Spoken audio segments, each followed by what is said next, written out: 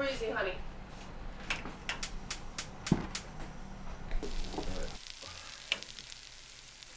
You got your stuff? Maybe. Here. There's salt and pepper there.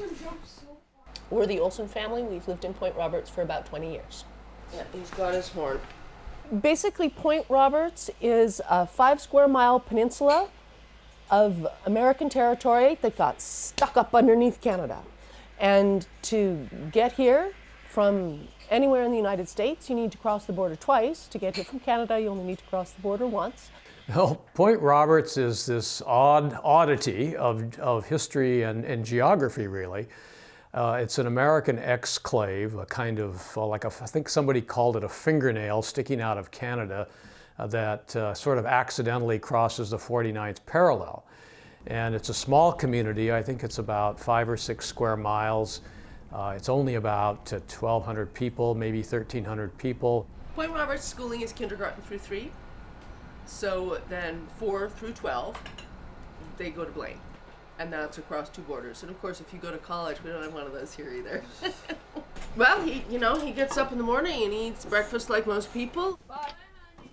And then he gets on the bus. And he crosses the border and he drives through Canada. Then he crosses the border again and he goes to school. The upper grades, junior high school and high school kids have to travel all the way to Blaine, Washington, which is about 40 miles by car to go to school or by bus. And what that means is they have to cross the border, the international border, 4 times each day. They have to come out of Point Roberts into Canada, drive over to Blaine, then go into the United States across the border. And then, of course, when they go home, they have to just repeat that same process.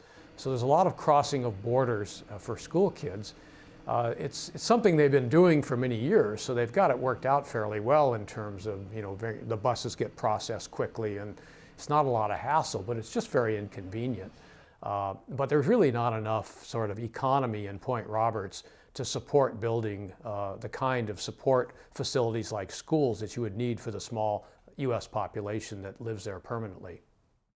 The early inhabitants here were actually Coast Salish Native Indians, and they came here during the summer season to fish for salmon and the clams. They would dry the salmon, dry the clams, take them back to their permanent homes during the winter. In 1792, when Captain Vancouver came here with the British expedition, he mentioned in his journal that there was an abandoned Indian village, long abandoned. The whole west coast was being explored by both the Spanish and the British, kind of at the same time. I believe history has shown that the Spanish expedition and the British expedition actually met at Point Roberts at one point. Point Roberts was named after Captain Vancouver's good friend, Captain Henry Roberts. Henry Roberts was supposed to lead this British expedition, but while they were preparing the ships in Britain, he was sent to the West Indies, and he died there of yellow fever. So this was kind of to honor him that Captain Vancouver named us as Point Roberts. 1818, the 49th parallel was drawn from the Rocky Mountains to the East Coast. From the Rocky Mountains to the West Coast, it was called the Oregon Country. And both British subjects and American subjects lived here. The Oregon Treaty was drawn in 1846, and what that treaty did is it extended the Canadian-U.S. boundary from roughly from the Rocky Mountains west to the Pacific, and they simply followed the 49th parallel. And they simply thought that you could just draw a 49th parallel and everything above would be Canada, everything below would be the United States. But there was this little thing sticking down that got crossed as well. When they realized this, then of course it became a question of trying to sort of figure out what could be done. Should this remain American territory or should it maybe be ceded to Canada? Well, the U.S. is not in the business of ceding territory to a foreign country, so that was out of the question. So they basically just lived with it and just accepted the fact that you've got this odd bit of U.S. land, which really should be in Canada, that the Americans continued to hold, and they, of course, do to the present day. The major economy of Point Roberts early on was definitely the fish canneries. Fishing was very important. Washington State has made a lot of tax money off the salmon over the years. Early canneries were Alaska Packers Association and the George and Barker Company.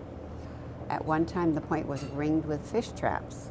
We all know that the salmon have been overfished, and the demise of the canneries, when they closed down, a lot of people had to move away for employment.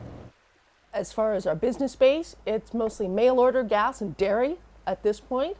And most of our population is self-employed or retired. There aren't a lot of employment opportunities. And people come to Point Roberts for a quiet life, or they come for dairy, and gas, and parcel services. Lines are the biggest headaches. Lines at the post office, lines at the gas station, and lines at the border. Waiting in line is the biggest headache for living in Point Roberts. You need to wait in line to get here, and you need to wait in line if you want to send anything out of here. You sometimes need to wait in line to get out of here. And I think that's probably the biggest headache. Otherwise, it's a pretty lovely place to live. There's a permanent American population, but it's very small. And the place really gets busy in the summertime because Canadians come down there to recreate.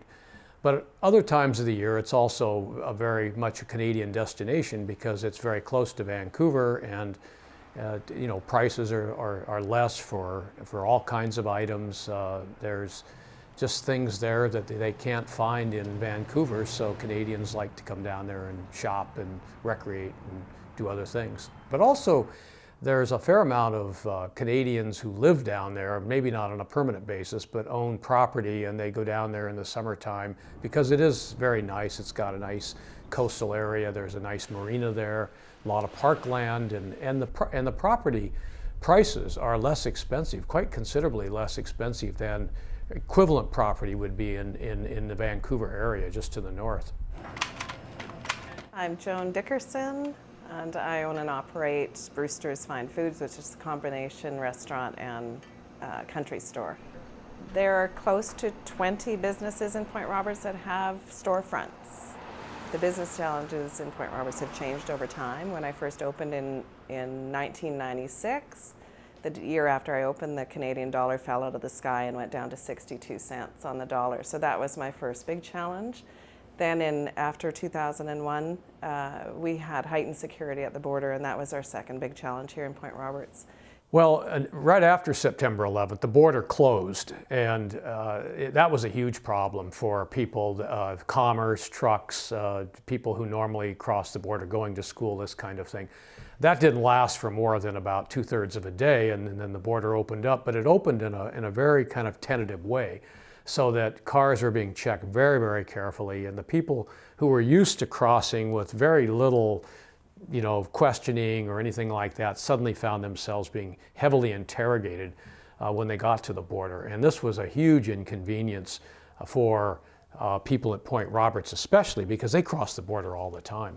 Prior to 2001, I was able to bring goods in from Canada easily. Now there's a considerable amount of paperwork required with the Bioterrorism Act to bring commercial products in from Canada into the United States. So I've just eliminated any Canadian suppliers, and I buy strictly either from Bellingham or from Seattle. There was a fear factor that at that point where people were a little bit concerned about coming across the border. So it definitely affected our Canadian traffic across. But then on the other hand, what it's done is kept people who are coming to Point Roberts in the community, and maybe they don't go out of the community to dine as much as they did back prior to 2001. The way in which Canadians have been welcomed historically in Point Roberts is really very, very, very typical, I think, of the Canada-U.S. relationship. And people are very proud of the fact that most of the merchants will take both Canadian and U.S. money. That Canadians are so welcome there. They're seen as really almost like residents, part of our Point Roberts society and Point Roberts culture. And so this idea of being sort of a foreigner in Point Roberts is probably much less you know, of an idea than you would find even in Bellingham or in Seattle. Much of the border is just a ditch, and there'll be a street on the American side that runs along parallel to the border on one side of the ditch. Then you look across the ditch and you'll see a similar street on the Canadian side, and that's the border. Over the years, there's been talk about building not necessarily a wall in the sense that we know what a wall looks like on the Mexican border with barbed wire and this ugly metal and very high so people can't crawl over it. What they've talked about on the Canadian-U.S. border is some kind of a fence that would at least slow people down who typically, like, for example, some of the drug runners and smugglers and so on that have been going back and forth across that border for generations. And what they've said, particularly on the American side, is, well, maybe what we should do is put something that at least slows them down, maybe a barbed wire fence or maybe just a small fence where they at least have to jump over it or crawl under it. That would at least give the Border Patrol a chance to catch these people. I don't think it'll happen. Canada and the United States have the longest undefended border in the world, and there's a lot of pride in that. So this idea of putting any kind of a fence, whether it's just a small kind of innocuous fence or not, is really anathema to most Americans and Canadians. So I don't think they'll do it. What does Point Roberts mean to me is roots. It's my family homestead. I feel very strongly the ancient presence here also. When I take a nice quiet walk on the beach or on the bluffs at Lily Point, I just think of the ancient tribes that fished here. I think of all the salmon that was caught here. I don't know, it just means a lot to me. It's home. It's a community of family. I've lived here for 35 years. I've raised both of my children here. So you get to know your neighbors here really well. It's beautiful. We have the border on one side and beaches on three sides. And the border is a challenge. It changes our daily lives continuously, but it also keeps our community quiet and rural. And that sense of community is rare and beautiful, and in times of adversity, absolutely precious. Absolutely precious.